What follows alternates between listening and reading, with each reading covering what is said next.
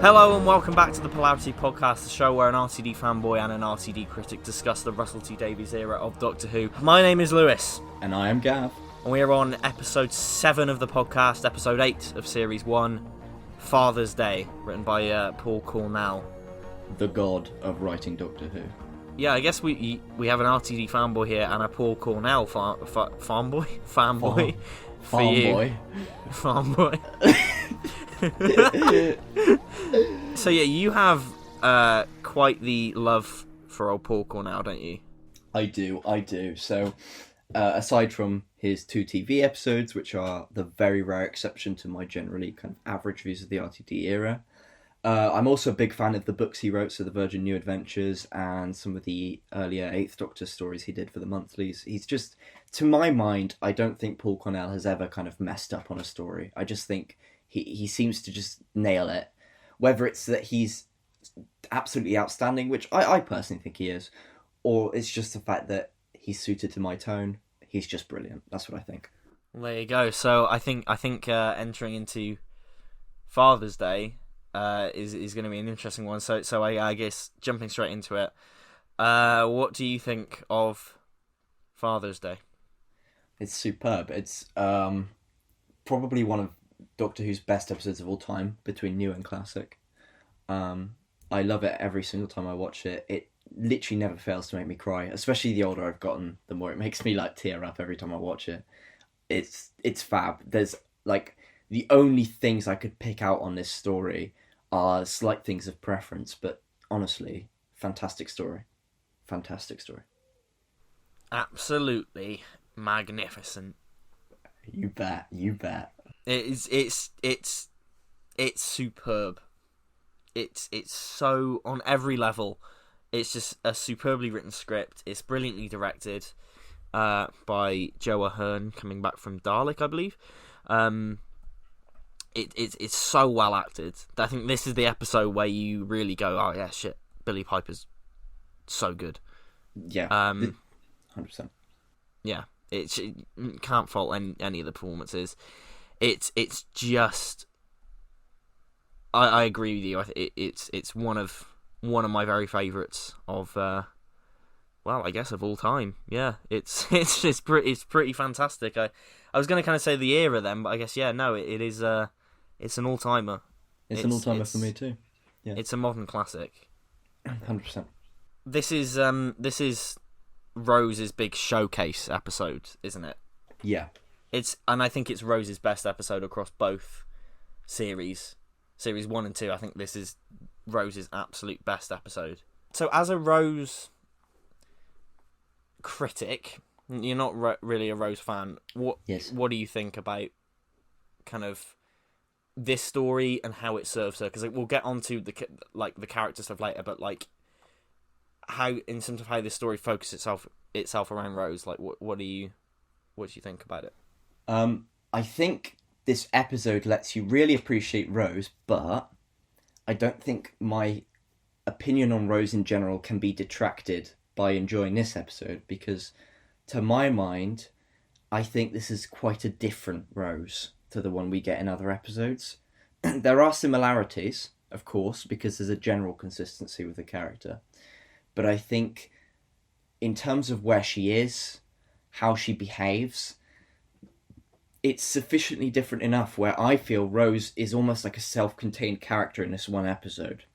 You can watch this without knowing anything about Rose prior to this. It can supplement, but you don't really need it.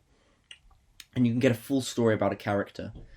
And this is one of those episodes where you could this story could have been rewritten to have the Doctor encountering this girl called Rose, like extra 5 minutes at the beginning. She meets a girl called Rose. He just feels like giving someone, something that they want, and she does this, and she decides to try and save her dad. You don't need the rest of the story for this, and it's this one episode for Rose. And I do think this is the best portrayal of Rose, and I would have liked to see this version of Rose throughout the series, because this one I have basically no gripes with. I think she's fine. I think she's excellent. And I do think it's partially down to the way Cornell writes her. He brings her right down to earth, In a way, sometimes she's an exaggeration of a working class girl, sometimes I find, in other episodes. say under Russell T Davies's stuff and that, she just feels a little bit artificial. But with Paul Cornell, because Paul Cornell portrays everything as a sort of poetry, I think, like his writing, his dialogue, his exchanges, his characters are also a form of poetry, and I feel like Rose becomes this sort of poetic idea, but it's also weirdly grounded, if that makes sense. And I just really like her in that. I get you. I kind of disagree about not needing the other episodes for this one. I think a lot of the reason why this works, I think because, I mean, not entirely, but I love how it does, you know, it builds on what you know of Rose's relationship with her mum and dad, because it's been like subtly referenced before. We know that Rose is quite flawed and selfish at points, and I think this is an episode where she doesn't necessarily mean to be, but through her action, she nearly causes the end of the world, which is idiot. Which is kind of interesting. But no, I think it builds really nicely on what we know of Rose and what we find out about Rose later as well. I think what the era does with the relationship between Pete and Jackie and Rose, I think it's always consistently great. Even when they bring him back, the alternate universe version of him next series, I think that whole relationship is so well put together, and I'll talk about it more when we get to Parting of the Ways, because there's a brilliant scene in that where that kind of relates back to the events of this episode. I think they were wise for this one not to put Jackie in there as well, not to have the modern day version of Jackie going back and meeting Pete. Yeah. Because I think, for one thing, I think it would have been overstuffed, and this needs to be Rose's tale. This is Rose's story. This is a Rose-centric episode, and it needs to happen for her. But also, I think it means that when you do get that reunion later on in Series 2, I think it feels so earned, because you've seen what they were like when they were younger. So I think it all comes together so naturally, and it never feels, the relationship between that family is so natural to what we already know from the first couple of episodes. It all just feels so just so well put together. And it's it's just brilliant. It's just so good. Yeah. I think it's great that Jackie, I agree with you on that, because you kind of get Jackie existing more as this great setup for the plot, which is something I think is classically really good in Doctor Who, is where, yes, you can do extremely character-based pieces like this, but one of the things that makes a good Doctor Who story, I find, is when a character exists to serve the plot. And obviously we have Jackie outside of this, but within the story, Jackie does sort of exist to serve the plot, because at the beginning we understand that what she says to young Rose is kind of the motivations for why Rose does what she does in this episode. And so you watch like the first scene where she explains what happens to Rose's dad and stuff like that, and it literally tells you the entire plot of the episode. But she sets it up, and that's how you ascertain Rose's motivations. But if Jackie was there, I don't think that would be as good, because she may not agree with what she said back then, or she may have some sort of cynicism, or she may have an influence that might otherwise direct Rose somewhere else. So it's very good that she's not so central, because she's important, but she's more important by being a sort of background motivator, I think. Yeah, and I think it's important to show how different Jackie was as well, and how kind of confrontational their relationship was. I think it would have been so easy, and it would have been really easy to do this, and it still would have worked, to have Jackie and Pete be this really idealised couple, and they're a perfect couple, and nothing ever goes wrong for them, and it's a very happy marriage, and then, oh no, one of them dies, kind of thing. Would have been easy to do that, but it works, and it kind of subverts your expectations that they weren't on good terms all the time. and that they did have that rocky relationship, and it makes it all the more tragic in the end.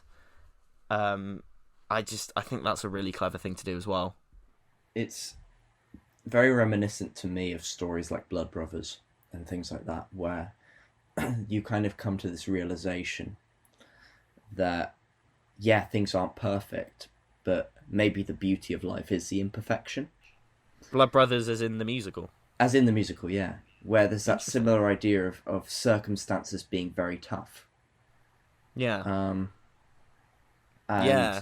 It's just like, it's just this way of like, these are all people who are struggling. And yeah, they can't be perfect because the weight of the world is on their shoulders. And it sometimes often feels, I suppose, we like to look back at times and we like to think that things were great back then. It's a very easy trap to fall into. And this episode kind of has that whole thing of like, actually, no. The world was very weary even then. It's always weary. And it's a beautiful kind of look into the fact that actually things don't have to be perfect in the world for good people to exist and for love to exist and for care to exist. Yeah. And I think it's such a underutilized theme in Doctor Who, weirdly, especially like, I don't know, it just feels, in this episode, it feels very standout that these themes are here. It's very melancholy. It's beautiful. It's so well done, and something I love about, just going back to kind of that central relationship of Jackie and Pete and Rose. Something I love about, and obviously this is a Paul Cornell episode, so it's, you know, not Russell writing, but something I love how Russell kind of sets these characters up is, I saw this, someone said a while ago, Russell does this thing where when you first meet a character, he paints them in broad strokes, so you get a very broad idea of who they are, which leaves a very solid foundation to develop them and give them more depth as the series goes along. And I think this is a really great example of another writer responding to those broad strokes that Russell has painted and building that up. And I think that's really clever, because a lot of other writers just kind of, they don't do that as much. They almost leap in to the depth immediately without kind of getting to know the basics of who this character is, what is their behavior, how is their behavior kind of consistent with what they've shown, if that makes sense. Yeah, it's a bit like how Paul Cornell later kind of rides off. Who wrote Curse of Fenric? I can't remember now. Oh, let's have a look. Oh, Ian shit, Briggs. Ian Briggs. That's it. It's like, who also wrote Dragonfire? It's that sort of the way Paul Cornell responds to Ian Briggs is a very similar thing, where we have this setup of, like, again, broad strokes like Russell T Davies. There's this broad strokes of Ace and the fact that she has this difficult relationship with her mother. And then you get into stories like, I believe, Time Worm Revelation. I won't go into this too much, obviously, but it's just to show how Paul Cornell is so good at this sort of thing, where Ace's kind of relationship with her mother is kind of deepened even more, and we see even more of these problems and things like that. And I think Paul Cornell, I feel like it's a great duo. If you can get that dynamic, this is where I think he works so well, is if someone's painted a picture that gives you that leeway, like you say, broad strokes, Paul Cornell is the man for the job when it comes to the finer details. He just seems to understand it on such an intrinsic level. And he's got this wonderful balance when he does it, where it's not just he doesn't just give you a deep portrayal. He doesn't just give you like a three-dimensional character. He also gives you like something that's slightly metatextual, something that isn't quite real. It can be he's wonderful at finding that balance between grounding things really well and separating them into like I've said earlier, like a poetry. But he seems to be able to do that in the details. It's the one-liners with Paul Cornell. It's the three-word sentences. It's things like that just he's able to put so much into them, and I just think it's great. No, I completely agree. And you know, this is I think fantastic. You know, you kind of had to do it at some point. You had to do an episode about the dangers of time travel and how it can go wrong, and your Back to the Future Part 2 kind of thing of this is what happens when you fuck with time. Yeah. but turning that into an emotionally driven version of that tale, it's just so. It's so simple, but it just works. Everything about it works. Yeah. Everything about the way it's constructed, the way it uses the characters and puts them in such dire straits. To be honest with you, Yeah.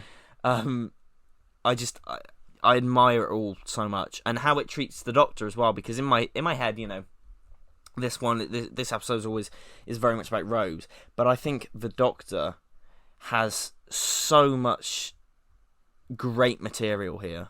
Yeah. I think he's really good in it, and the episode serves him really, really well.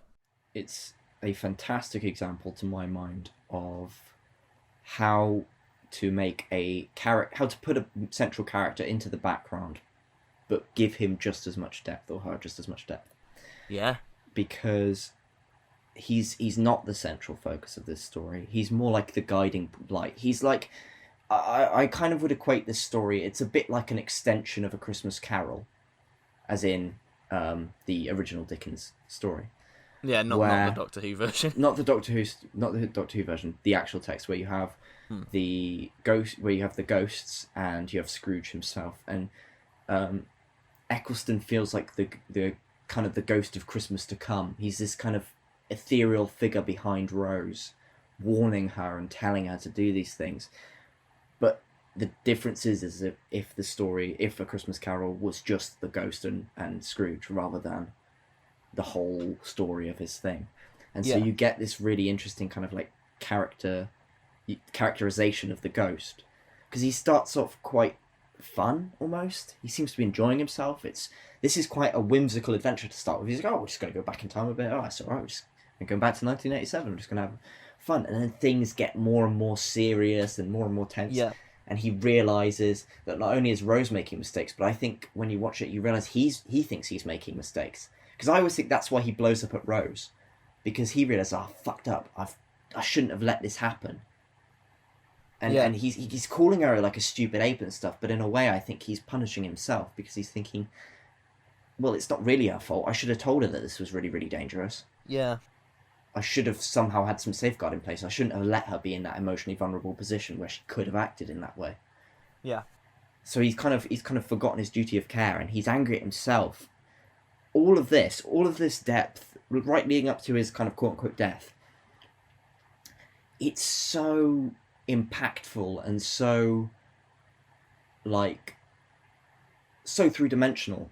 But like we say, he's really a background character. Supporting member of the cast, really. It's great. But he also gets one of my favourite scenes of the entire era with Sarah Clarke. Yes. And Stuart Hoskins. That whole scene, it's another brilliant step in his arc for this series of, making people better. Yeah. He lives up to his namesake. And we're still on that road to recovery, but whether it's, are you going to save us? And he stops what he's doing and he walks over. That whole kind of bit where he says, getting a taxi home, I could never have a life like that. And it's just that beat. And he says, yeah, I'm going to save you.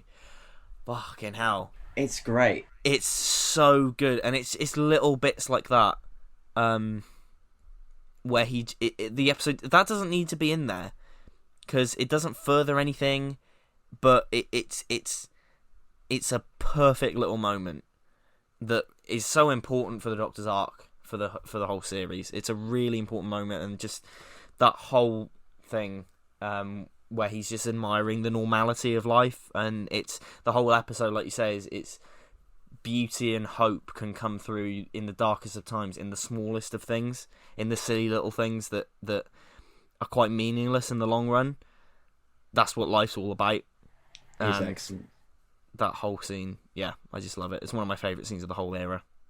I think the great bit about that scene is the fact that it's not only, of course, a great character moment for both the Doctor and for Sarah and everything, but it's also really meta, because she says, I know we're not important, sort of thing. Who said you're not important? Yeah.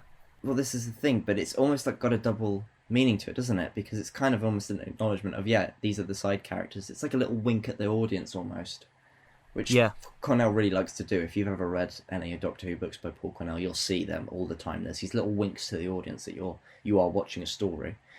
It's a bit. There's something to be said. A great comparison, I think, when you look at scenes like that, is. Well, it's not really a perfect comparison, but maybe it's a good way to kind of base it off. Is there's something to be said for Paul Cornell's writing is a little bit similar to the way Wes Anderson shoots a film, where there's a degree of sort of. You kind of know that it's not real, and he doesn't want you to think that it's real. He doesn't want you to be like, oh, this is full realism. He wants you to think that there's a bit of a fantasy element to it, or there's a bit of a story to it. It's not just. It's not like some shows where they really, really, really try to tell you, yes, this is real, believe what you're looking at. And I think that there's kind of maybe there's a comparison there somewhere. There's kind of a degree of like, oh yeah, this isn't really real, but that doesn't devalue what I'm saying. No, I know what you mean. I know exactly what you mean, and just the whole, like you said, that kind of metatextual element to it, and the Doctor's appreciation of people, again. It's another, like I said, it's another step of him loosening up and becoming less jaded. Yeah. And just that little moment, I think it's so important. And like you said, I love how Eccleston plays the fear of it. The whole situation, he really sells how serious the situation is. I really love that bit, and it's always stuck with me. As a kid, it really kind of stuck with me. Is when he opens the TARDIS, and it's just nothing. It's just a police box. Yeah. That's a really and Eccleston plays it brilliantly, and it's a really grim moment, and it's really well done. I just the whole, and it is, like I said, it's an image that really stuck with me as a kid. The fact that it's just a normal police box, there's nothing in there. Yeah, it's really, really cool visual, I think. Yeah, I agree. I think this is another thing about this episode is that, like, not only is it so well written, but there are so many striking images. And I don't know if it's just me, but I find that it's that scene and the other one where it's kind of where the TARDIS is materialising. Something about the way this is shot, the TARDIS is such a focal image in this episode. And I find that to be kind of strange in a way, because the TARDIS is in every episode of Doctor Who pretty much. So you don't normally think about the TARDIS as like that's the key kind of that's the key image of the episode. But in this, it really does feel like the TARDIS is this huge point of imagery, which I really, really like. Yeah, and I think that scene is especially a great one because I think it's a great play on the story itself, really, and credit to Cornell for writing it in, and credit for the way that it was shot and everything. But because the scary bit about it is that it's no longer magical. And I think that's a fantastic idea, isn't it? That suddenly the fun is gone. Yeah. And I think it's a great play on the whole on the themes of the episodes. You know, time travel isn't fun anymore in this episode. Yeah. And so in the same way the time machine goes, the wonder of the big blue box kind of goes away because it's not fun anymore. It's this whole theme. I think it's wonderful. Yeah, and just the I just reading now on the wiki, the original intention of that was for the box to fall apart, kind of similar to the Mind Robber, where it just breaks apart, and that would have been quite cool as well. But I think it just works having that blank void more than anything else. If this was like a classic Doctor Who and it was split into parts, I think the TARDIS falling apart would have been a great cliffhanger. But that would have been a great cliffhanger. Because there's no need for a cliffhanger, I think it works just fine. Like that actually would be a great cliffhanger. Actually, part one of this as a classic serial would be there'd be a really great even split, I think. This as a two-parter, a classic Who two-parter, each episode 25 minutes long. Fab.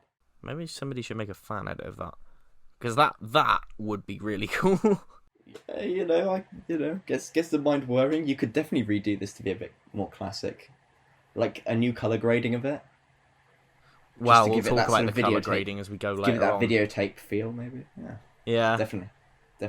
We'll talk about that as we go later on, because there's a weird fucking thing with the colour grading of this that's baffled me for years. But yeah, so we've talked about talked about the Doctor there, and we talked a bit about Rose, but like, yeah, really, this is for her. Like I said, it's her best episode. We get that thing where it's her. We have her as a baby as well. Yeah. Which, I mean, that's always quite an impactful image, like meeting yourself as a baby. Again, it's the simple things that just seem to work in this. And just hold up in a church and everything. It's so gothic. It's evidence to me that Doctor Who doesn't need to be on a huge scope to be brilliant. Yeah, completely agree. It's a unique selling point of the show, isn't it? Like, it's what the show has that I feel it underutilizes. Yeah, same. This is what would make it stand out against all the other science fictions, is that it can do things like this, the mundane. Mm-hmm. I completely agree. And yeah, it's. I mean, Billie Piper said this was her favourite of the first series, and I can see why, because she gets a lot to chew on in this emotionally. There's so much emotional depth here, and again, it's just that she gets the whole thing of meeting her dad, and he's not what she wants him to be. Yeah. You know, he's a bit of a dow boy and everything, and she plays that really well. Also, I think, and like I said, Billie Piper is just terrific in it. I've got no complaints with her.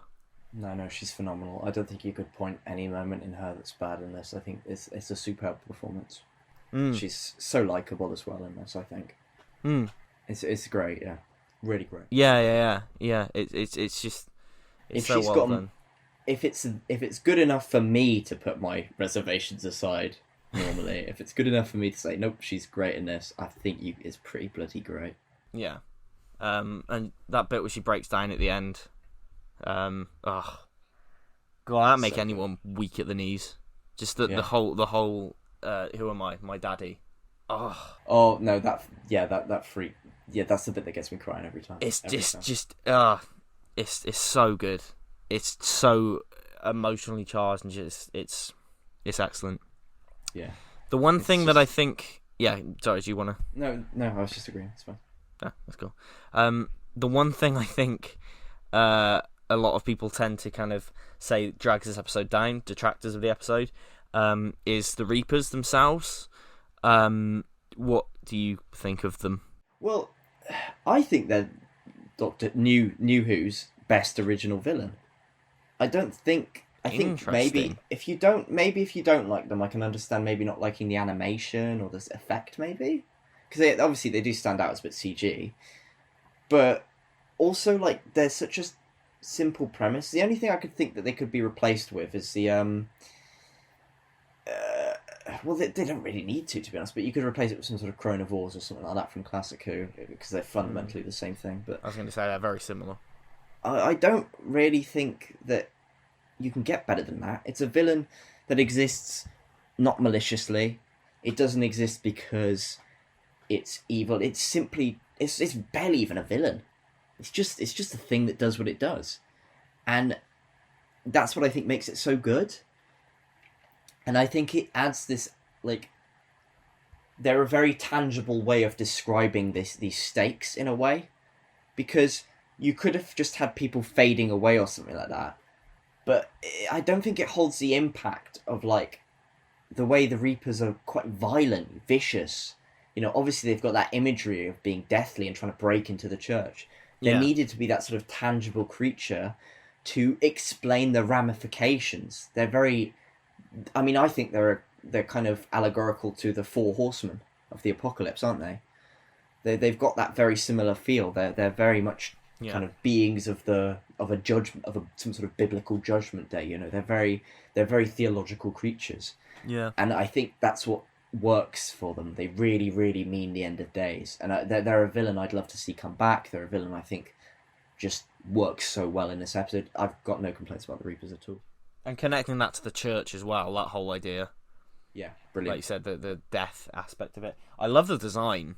The fact that their tails are shaped like scythes. Yeah. Really cool. I love the wings that look like giant claws. It's a great figure. The character options action figure is fantastic. Yeah, I like you said, I've got no complaints really. Like, they needed to be there. as a tangible thing, because I know a lot of people say, oh yeah, it would have worked better as a more metaphorical thing, but like you say, I just think you need them there to sell the threat. Yeah. I've got no complaints with them at all. For any, for pretty much everything you just said, I've got no. I can't really expand upon that. You kind of hit the nail on the head there. But yeah, It's just that if you wanted to do it without them, you would have to prepare yourself for the fact that the episode would only be about 20 minutes long. yeah, that's true. And you can't really do that. I mean, yeah, okay, let's imagine, let's set the scene. Okay, so we've got Father's Day, but we're going to take the Reapers out of it. All right, fair enough. So we've still got the character moments, fair enough. I think it would still work really well. We've still got the, the mistake that Rose makes, fair enough. But now the problems we start to have are that we can only really have the disappearing bit at the beginning where we haven't seen anyone disappear. We just know that there were people, as mentioned in dialogue, that haven't showed up to the wedding. Now we need a scene that somehow implies that there's some sort of ramification. How are we going to do that? Could we just put like a really basic kind of vignette effect that slowly grows to show the world disappearing? What can we do at this point? Could we have some people just randomly vanishing? What do you do at that point? How do you show these stakes? Without the Reapers, the stakes become a lot less severe. So when we get to that really heartbreaking scene where Pete decides to sacrifice himself, how do you tangibly explain those motivations? Yeah. There's not enough threat there, not enough visible threat. If things were just disappearing, I don't think anyone would be even bothering to hold themselves in. I think they'd just be like, well, we're disappearing, fuck it. Well, seriously, what are you going to do in that situation? I know what you mean. I just don't see how you would have any sort of stakes without it. They are the threat. I know what you mean. Yeah, It's I really have no issues with them. I don't really, like you say, it always kind of puzzles me when people do. Yeah. But yeah, no complaints to the Reapers. They're really cool. We'll talk about the effects later, but for the most part, they're really cool. Yeah. Supporting cast, I think wonderful across the board. I think Sean Dingwall as Pete is absolutely fantastic, and I think he's one of the most underrated actors and aspects in the whole era. Again, Yes. when they bring him back in series 2, he's just as good as he is here. He's a great actor, sorely underrated. People don't talk about him, but I think a big reason that Pete works so well, and part of the reason you like him and are sad when he does go, even separating his connection to Rose, is because of Sean Dingwall and his performance. He's a fantastic actor, and I can't fault him. He's kind of, and don't get me wrong, I'm a big 12th Doctor fan, but I think he's kind of like, he kind of goes through the same sort of arc as the 12th Doctor, but better. Because it's the same concept of, is he really a good man? But it's grounded, and it's a sensible level of, am I a good man? He doesn't have to be doing something absolutely catastrophic or unbelievable, something huge. It's a very small scale. He hasn't quite got things sorted out. He hasn't quite got a lid on everything yet. Yeah. He doesn't seem to be getting things right. He seems to be getting in all sorts of problems. He seems to be kind of potentially seeing other women. I think it's pretty obvious he is. He's got all these problems, but I think underneath he is genuinely a good man, and I think he is genuinely trying. And that's a really beautiful kind of... It's this understanding sometimes that I think history doesn't necessarily equate the actions of someone to the motivations for those actions. And he's a good person at heart. Yes, this is the thing. He's a great at heart, and he's a bit of a failure, but he is trying his best, and I love the Dal Boy thing. I think it really, really works. It like I said, it's a really smart thing to make him a bit kind of wheeler dealer kind of guy. He was always he always got these new inventions that doesn't really work. It's great. I really like it. And like I say, no complaints with him. Camille Kaduri is fantastic as always. Again, she's brilliant. She's again really, really, really underrated. I know people, maybe not now because people do recognise her, but yeah, yeah. No complaints with her. Anything to say? No, I think it's a really solid performance. I think it's a wonderful thing where it's not often that you can watch a character who you've known before, who you completely agree with their motivations. So, like we were talking about when we were looking at Aliens of London, World War Three. Yeah. Where I think Jackie's motivations are like, yeah, definitely, yeah, of course you should be angry.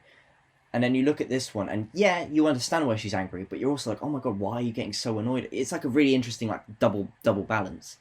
Because at first you might think, this is the mistake I find sometimes when I'm watching this episode that I get myself into, and it's not a I don't know how to describe it.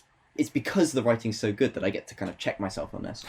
So Jackie gets really angry, and I go, oh my god, why are you being so angry at him or whatever? And then you think, hang on, you don't, but Jackie doesn't know that, like, for instance, with Rose, Jackie doesn't know all these things yet. We as the audience have that sort of extra view. There's a word for it that I can't remember now, when the audience knows something that the characters don't.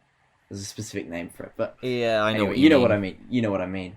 And it's a really wonderful thing that there's this, you're able to really spend a moment with these characters.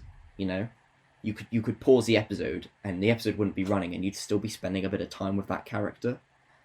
Yeah, you're still spending time with Jackie as an individual, and you're learning more about her from her past in a way that is happening really through conjecture and more from you kind of taking as you go. I just think it's great. I think it's really great. Yeah, it's fantastic. And again, the little performances by the supporting casters like Stuart and Sarah, people like that, they sell it, and they're all really good. Yeah. I've got no complaints with the supporting cast at all this episode. There's no one in there that I can think of as weak. This is huge credit to Paul Cornell. He does these little conversations. It's when, what did you say the son was called? The what? Sorry? The groom, the son of the dad. I was going to say the dad and his son, but the dad and the groom. Oh, Stuart Hoskins. Yeah, that's it. When Stuart and his dad are kind of stood waiting, and they're talking, it's a really small exchange that they have. They just have a little one. Yeah. It's a bit of a mirror to Rose and Pete, I think. But it's so small. It's one of those things that doesn't actually have to be in there. It wouldn't make a difference if that scene was cut. No. But it's so good. It's just these little bits. They're so like, I've written it here. I wrote something very specific about it, but it was basically just the idea that he does that. The dialogue is poetic. Again, we're going back to this idea of Paul Cornell being kind of poetic. I think he just does these exchanges that have. Yeah. They don't have a meaning that's hugely integral to the plot, but they have a meaning that's hugely integral to the themes he's getting at. I think it's just great. Terrific. Absolutely terrific. The design-wise and the effects of the episode, I think... I mean, starting off, I love the effect of the car kind of going round and round and round, that kind of electronic yellow kind of thing. I think that looks really cool. It's convincing. It's fair enough. Yeah, the actual CGI of the Reapers, I think they aren't the best, no, but they work well enough, and they never take me out of it. No, like they're fine. Yeah, they're fine, and I think for an episode that doesn't have a lot of CGI shots and is quite relatively low budget, I think. Yeah, I think it's all okay. It's not the best CG in the series. It's definitely weaker than some of the others, but it doesn't bother me. There are a lot of moments there that equally, I mean, yeah, you start to think with some decisions. You think, yeah, okay, I get that the Reapers are these sort of flying monsters. Yeah. Maybe it would have been better for them not to be flying, so they could have been actors in costumes, and maybe that would have looked more convincing with some good puppetry. Well, originally they were supposed to be like literal Grim Reapers. They were supposed to be people in cowls and in cloaks, like literal Grim Reapers. But it was kind of changed to emphasise the more monstrous element. This is the thing, because I could imagine them looking a bit like maybe something like the Fisher King.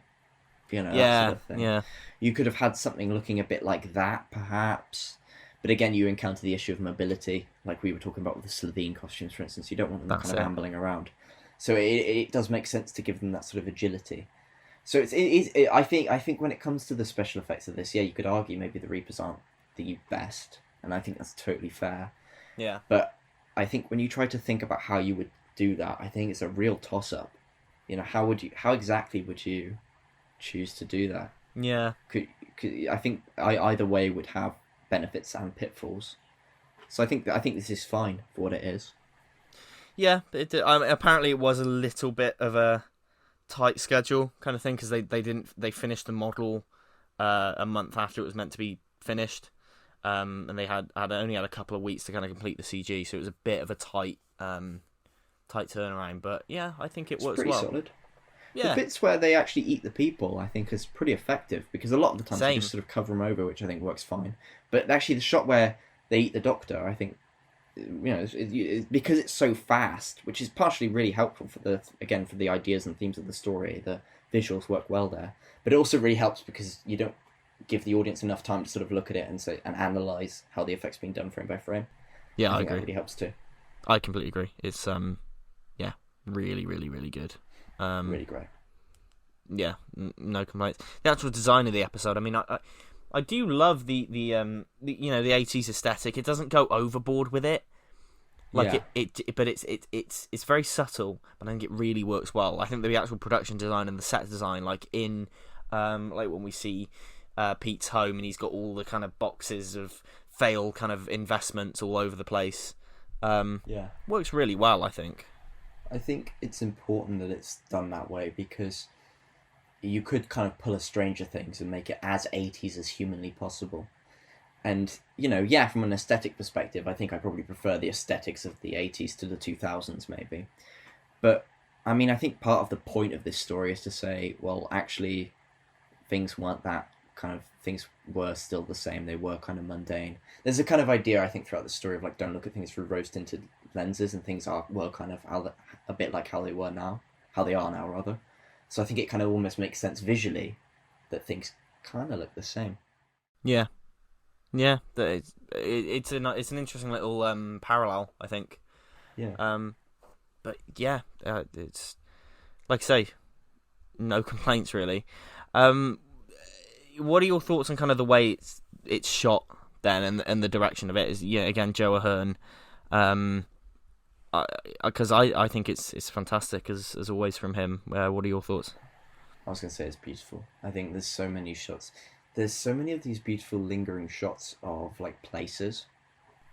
Which I think it reminds me, this story to me, in terms of the way it's shot, to my mind is extremely evocative of episodes like Survival. And I think Survival's one of the best directed episodes of all time, and I think this is a very similar vein to that. And it just looks so good. Because it's really mundane stuff. A lot of the camera work just feels like as if you've ever gone around a place like that, because I think a lot of us, me and you certainly do, we live in places a bit like that. Yes. Settings like that, which are all across the UK. And if you've ever just Suburbia. taken 5 minutes to...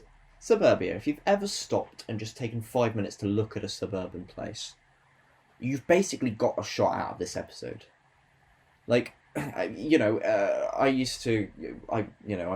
live fairly near a church, and when I was in primary school, we used to have to go to church. I think once a week or something like that.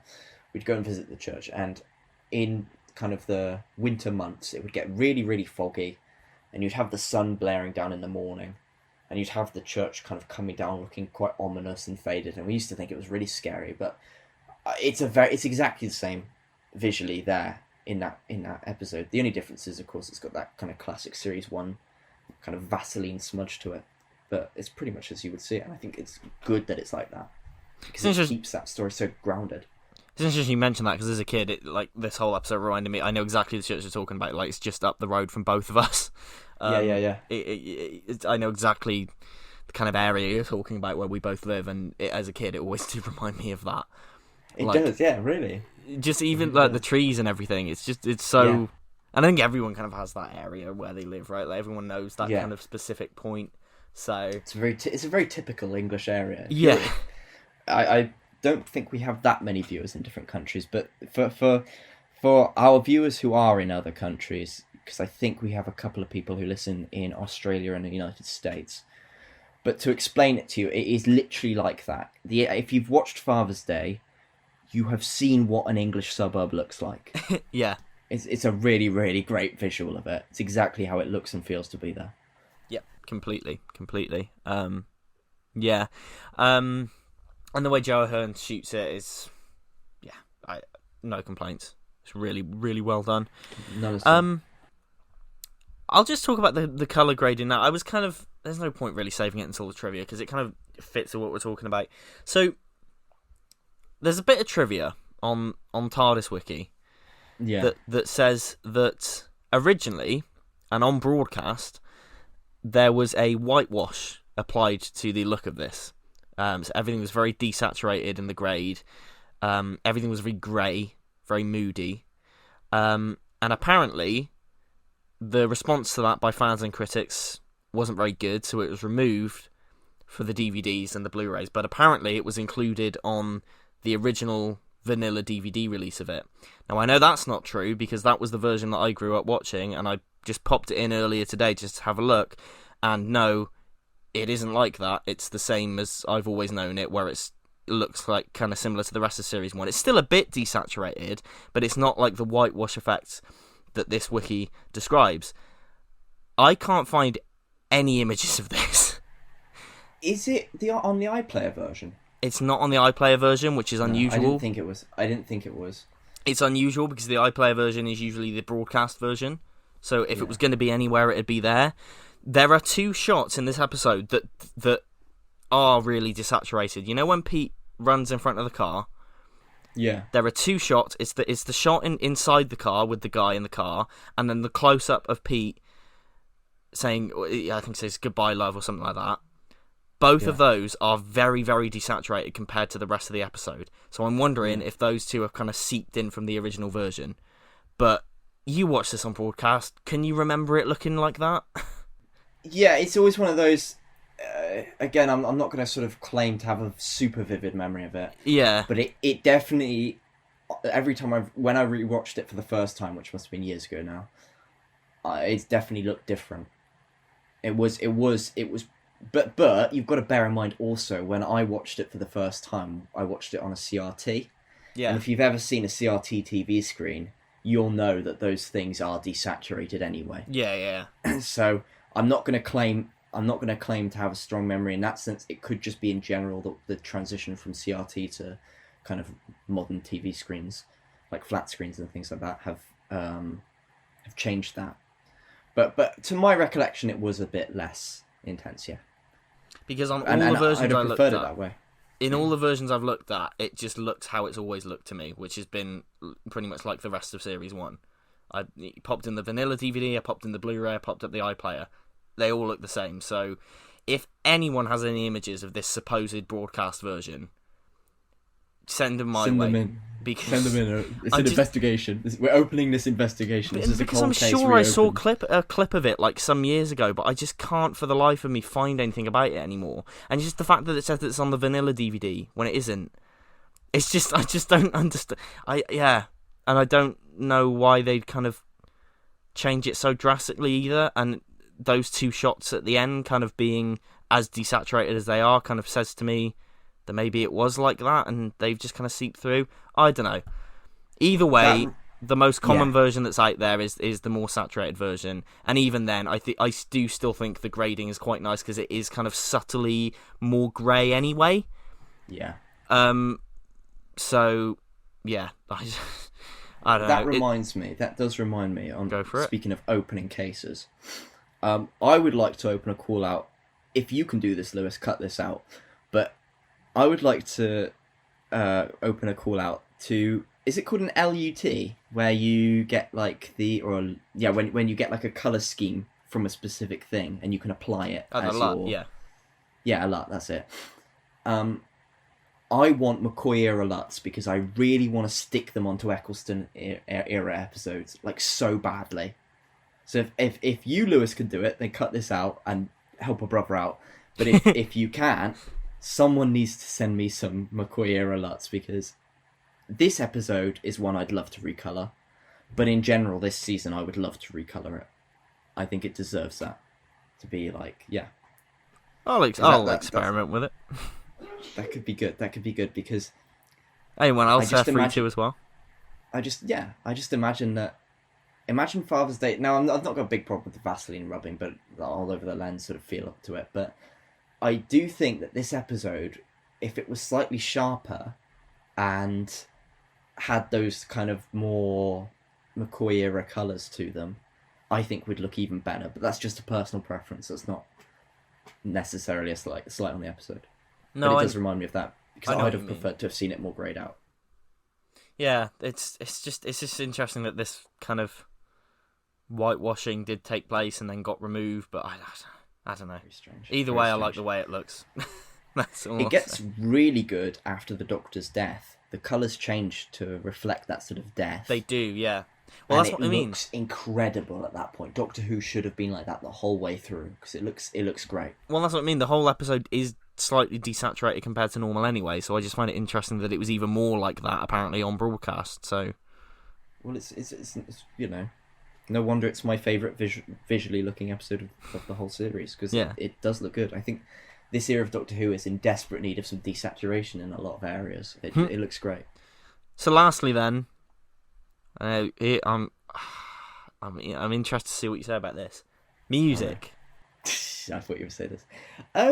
I think it's a mostly positive one for the score. Have we got a positive one from you? I wouldn't say it's not top notch. I've said it was okay. There are some reused bits from Dalek in it. Yeah. Which I think actually, to be honest, work. I think some of the piano bits are quite good. There's quite a few moments in there where it's kind of usual Murray gold bollocks in there that I'm not really interested in. But it's passable enough. It doesn't really intrude too much. There's moments where it's almost as good as Sagan's soundtrack, where it's more of a compliment to the scene. But there are some moments where the music is impactful and it's important to what you're watching. I think during some of the scenes, the music does help with the emotion. But to be honest with you, I think it's at its absolute strongest when there's no music at all. There's something so haunting about those scenes where it's just dead silent. I do really like it without music. That's another thing I'd like to see. A version of this with a little less music in would be really, really good, because those scenes are just so foreboding. But I think this is an episode where the music's placed kind of perfectly. I love the silence during the scene I spoke about earlier with Stuart and Sarah. I love the silence in that. I love a lot of the more foreboding moments. The track Father's Day is one of my favourite things Murray ever composed.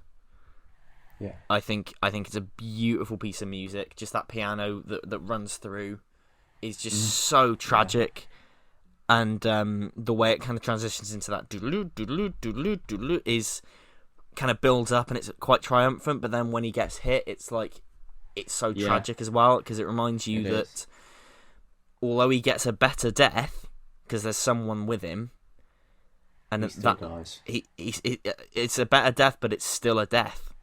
Yeah. And I think that track is just one of my favourite bits of music from Doctor Who. Just the way it's so tragic. I think it's absolutely fantastic. So I love the music in this. I think it's bloody brilliant. I think you're right in saying it's really well placed. I think a lot more episodes in this series could have done with that. With just with the music pulled back just a bit. And there's so much. Also, I'm such a big fan of, what was I thinking? The bending notes, that's it. The bending notes are just, they're fab in this. They really feel eerie. This is an episode that really does well with those sorts of eerie sounds. And I do like that. Yeah. It's a very, weirdly, because although it's like there's plenty of characters and stuff, it's a weirdly empty episode in terms of, it feels very lonely and cold. We're aware that other things are happening outside, but it kind of almost sometimes doesn't feel that way. And it's to the kind of aid of the episode. I think it does help. And the music I think helps with that too. Yeah, it's great. It's the whole thing is, and again, just like leading that to that bittersweet ending where, although yes, he still dies, and all that, but at the end of the day, Rose got that bit of time with her dad, and he had someone with him when he died, which is yeah. And so she did change things for the better in the end, just slightly, but it's still quite bittersweet. I love it, absolutely love it. Is there anything you want to say before we get on to some trivia? Yeah, I just want to point out that there's some really great, clever bits of camera work in this. So stuff where it doesn't rely on being some sort of amazing high-budget super shot, but it looks brilliant. So, for instance, the scene where, is it Mickey's mum disappears when she's wiped from existence? Oh, yeah. Or whoever's caring for Mickey. I know exactly. Yeah. And it pans, it tracks Mickey on the swing, young Mickey on the swing.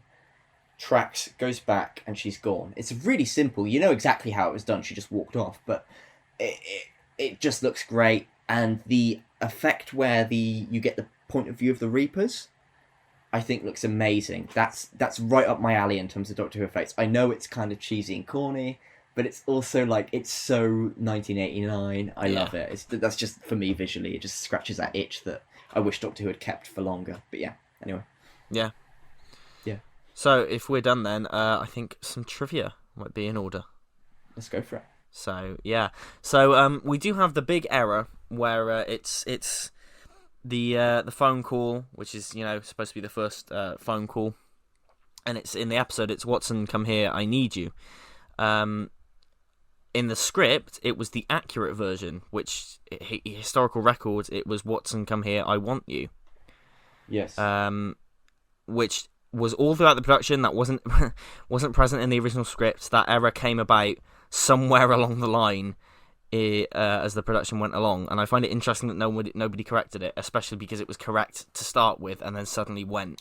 It might have been that something happened. If you've ever played the game Telephone growing up, where you whisper something to each other, and you know each person hears it back, and they repeat it onwards, and it kind of gets lost in translation. Maybe it's something like that. Yeah, maybe. I don't know. It doesn't really bother me. I do think that bit works really well though. Got a haunting thing. But so the reason we kind of have so the reason we have a bit of a almost William Hartnell situation where the Doctor kind of gets taken out of commission, is Christopher Eccleston's father was undergoing surgery at the time of filming, and he kind of had to travel back and forth between the set and the hospital.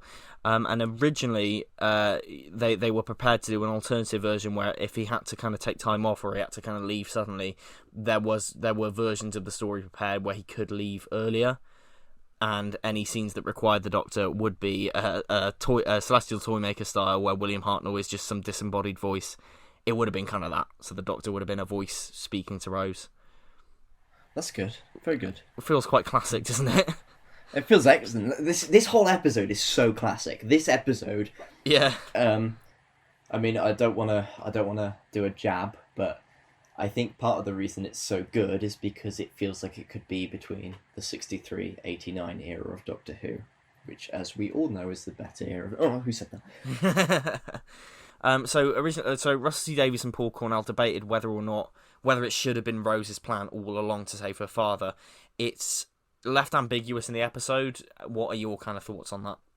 I never felt it was her plan the whole time. No. I've always thought it was a spur of the moment sort of emotional reaction. Same. Surely, I think this is where the great merit of it being a grounded episode is. Put yourself in that situation. You know, touch wood, God forbid you never would have to be in that situation. No. But if you were, I think you'd be hard pressed to not do anything. You'd want to change things. I think it's definitely one of those things. For real. Because the greatest tragedy of this episode is not necessarily death, but rather loss, I would say. Yeah. And it's that desire to not lose. Like, not lose as into, you know, not win-lose. I mean, lose as into not have something anymore. I just think, I think it's that desire not to experience that loss. I think it's a very visceral, in the moment reaction. I've never thought it was her intention all along. I think it's weird to say that it is, to be honest with you. Why would it be? Well, exactly. It's just weird. And I know the Doctor kind of accuses her of it, but it's just... I never get, just watching Rose, the first one, I never get the sense that that's her intention. I get the whole. I just get the sense that she's excited to see the universe. I've always got it that the Doctor comes up with that as an excuse. Yeah. For Rose. I've got the feeling that even the Doctor doesn't really think that's true. No. I think the reason he says it is because he's blaming himself. Yeah. He just wants to come up with some way to rationalise it because he can't accept it. Because he's already lost so much anyway, and he's already made such big mistakes that have cost lives. And originally there was more of a reason for it. Apparently there was a bit cut from the long game where Adam kind of mentions his dad, and there was a bit of a plot line with that, which supposedly kind of would have spurred Rose on to think, hang on, I can kind of go see my dad, which is why at the start of the episode she's like that. But I don't know, I never thought that. No, I've never read it that way. I've always thought she just wanted to see her dad and just didn't realise how emotional that would actually be. Yeah, 100%. She's young, she's immature. I don't think she would have recognised those emotions. Yeah. And how intense they would be. I think she probably just underestimated how she would feel. Yeah, I agree. One last one, bit of a wholesome one. Pete's line, "I'm your dad, it's my job for it to be my fault." One of my favourite lines in the episode, by the way. It's, gut-wrenching. That's taken from something Paul Cornell's father used to say to him. Oh. So that's quite wholesome, and a lot of really sweet. Pete Tyler's character in this is based on his own father, with the kind of attempting different schemes and get rich quick stuff and inventions. Yeah. So that's quite nice. Well, right from what you know. Yeah, exactly. Right what you know. Tried and tested. Yeah. So, what would you give Father's Day out of 10? For me, it gets a 9 out of 10. Yeah, that's... It's near perfect. I've got my one... The only thing I would say is simply down to preference. I know that Paul Cornell wrote amazing expanded media for the 7th and 8th Doctors. I'd have liked to see this with 7 and Rose or 8 and Rose. Right. But it's only a preference. I wouldn't call it a critical necessary point. Fair enough. Yeah, I'm debating. I think I'd go for a 9 as well. Yeah. I think it's that good. Can't really fault it. I think the only thing I'd say is maybe just as personal preference, there are other episodes from Series 1 that I jumped to rewatch first. But that's not... Yeah. I don't think there's a single episode from Series 1 that I would rather rewatch on Father's Day. It's so good. I was going to say... It's whet my appetite for more Paul Cornell, I tell you. It's just so good. Well, I was going to say this is probably going to be the most positive of the whole podcast. From you, at least. There is another one, and it's very easy to guess which other one that might be. Yeah. Later down the line, I think I will give about as positive. Maybe less, I don't know. But this, definitely Father's Day, I think is probably my favourite RTD episode of all time, so yes, probably. There you go. Yes. There you go. And on that bombshell, we'll wrap it up there.